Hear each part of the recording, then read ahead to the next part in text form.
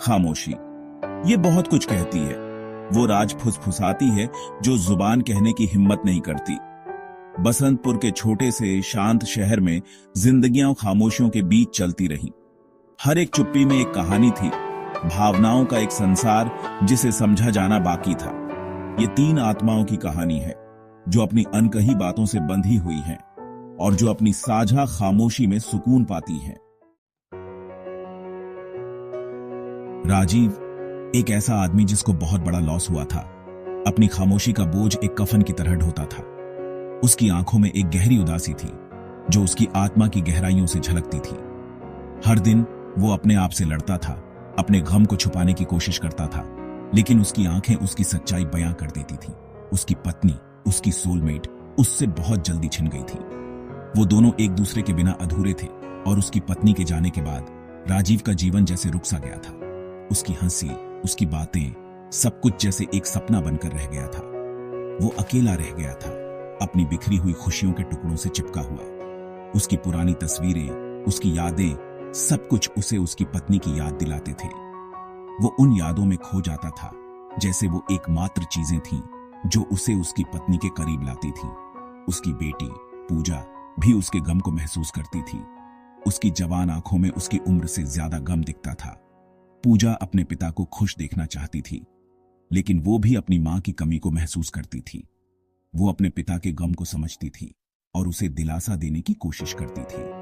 राजीव उसे दिलासा देना चाहता था, उनके साझा गम के बीच की खाई को पाटना चाहता था, लेकिन शब्द उसके साथ नहीं देते थे। वो अपने गम को शब्दों में बयां नहीं कर पाता था और पूजा भी उसकी खामोशी को समझने की कोशिश करती थी। दोनों के बीच एक अजीब सी खामोशी थी जो उनके गम को और गहरा बना देती थी। उसका गम एक तूफान था जो उसके अंदर उठ रहा था, उसे बेजुबान और खोखला कर रहा था। वो अपने गम से लड़ने की कोशिश करता था, लेकिन हर बार हार जाता था। उसका दिल जैसे एक तूफान के बीच में था और वो उस तूफान से बाहर निकलने का रास्ता नहीं ढूंढ पाता था। हर दिन वो बस जी रहा था। उसका दिल उसके सीने में शीशे के वजन जैसा था। वो अपने गम के बोझ तले दबा हुआ था और हर कदम उसके लिए एक संघर्ष था। उसकी जिंदगी जैसे एक बोझ बन गई थी और वो उस बोझ को ढोते हुए जी रहा था। बसंतपुर के चटकीले रंग फीके लगते थे, लोगों की खुशहाल बातचीत दूर की गूंज लगती थी। वो अपने आसपास की खुशियों को महसूस नहीं कर पाता था और हर चीज उसे उदास लगती थी। बसंतपुर की रंगीन दुनिया उसके लिए जैसे एक धुंधली तस्वीर बन गई थी। वो अपनी ही जिंदगी में एक भूत था, अपने गम की भूल भुलैया में फंसा हुआ। वो अपने ही घर में खोया हुआ महसूस करता था और हर दिन उसके लिए एक नई चुनौती बन गया था।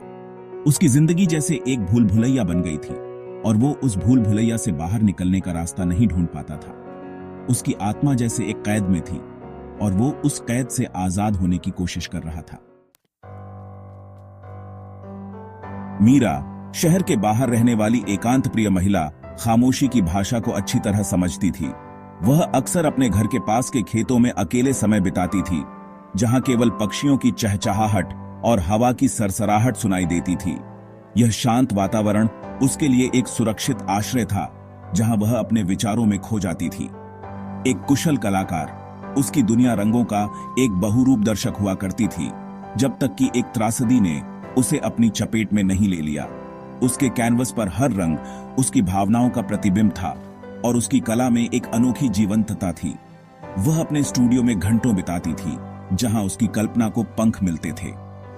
एक क्रूर हमले ने उसकी आवाज छीन ली थी, एक भयानक खामोशी छोड़कर जो उसके दर्द को प्रतिध्वनित करती थी। उस दिन ने उसकी जिंदगी को हमेशा के लिए बदल दिया। वह अब अपने शब्दों के माध्यम से अपनी भावनाओं को व्यक्त नहीं कर सकती थी और उसकी खामोशी एक स्थायी साथी बन गई थी। उसके जीवंत कैनवस, जो कभी जीवन से भरपूर थे, अब उसकी वास्तविकता की कठोरता को दर्शाते थे।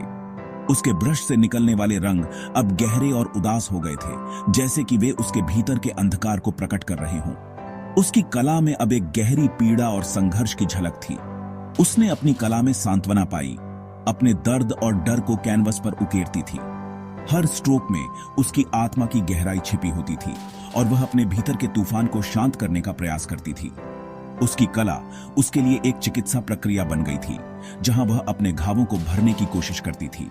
हर एक स्ट्रोक एक खामोश चीख थी, उन भावनाओं को व्यक्त करने का एक बेताब प्रयास जो उसके गले में फंसी हुई थी। उसकी पेंटिंग्स में एक अनकही कहानी छिपी होती थी जो केवल वही समझ सकती थी।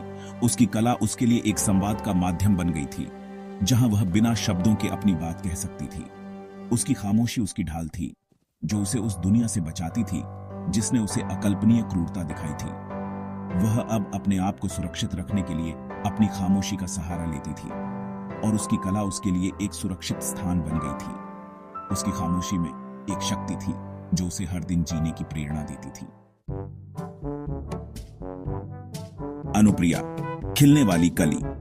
एक ऐसी कली जो अभी पूरी तरह से खिली नहीं थी, लेकिन उसके भीतर एक अनकही कहानी थी, एक अनदेखी दुनिया थी। अनुप्रिया एक होशियार, उत्साही किशोरी, अनकही उम्मीदों का बोझ अपने ऊपर महसूस करती थी। उसकी आंखों में सपनों की चमक थी, लेकिन उन सपनों को साकार करने का रास्ता धुंधला था।